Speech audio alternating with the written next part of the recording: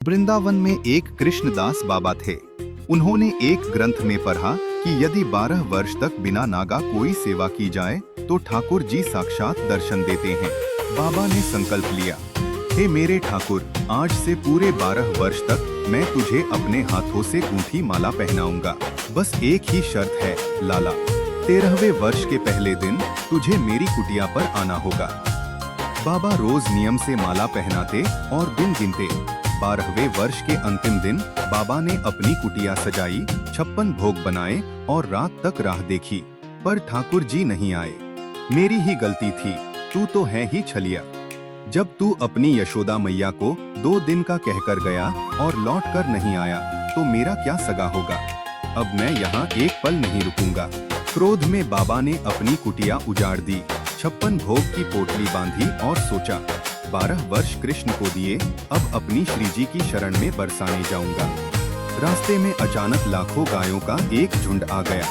अरे ये इतनी सारी गायें किसकी हैं? 1 घंटा हो गया, खत्म ही नहीं हो रही।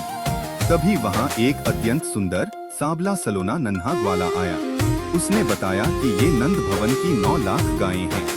ग्वाले ने कहा, बाबा तुम्हारी पोटली से बड़ी अच्छी महक आ रही है। मुझे बहुत भूख लगी है, पर मेरे हाथों में गोबर लगा है।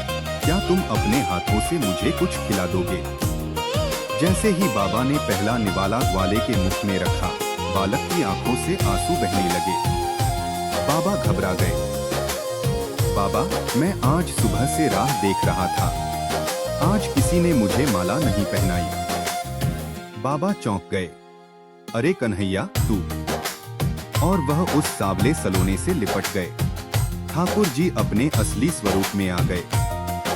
कुछ क्षण भाव विभोर होने के बाद बाबा अचानक पीछे हटे। मैं जानता हूँ तू आज क्यों आया है। 12 साल तूने मेरी सुध नहीं ली, लेकिन आज जैसे ही मैंने अपनी किशोरी जी राधा रानी के पास जाने के लिए कदम बढ़ाए, तू दौड़ा चला आया। जो भगवान केवल श्री जी का नाम लेने से दर्शन दे दे, तो सोचो उनके चरणों में पड़े रहने से क्या मिलेगा। मैं तो अब बरसाने ही जाऊंगा। यह कहकर बाबा बरसाने की ओर भाग पड़े और त्रिलोकीनाथ उनके पीछे पीछे उन्हें रोकने के लिए भागे।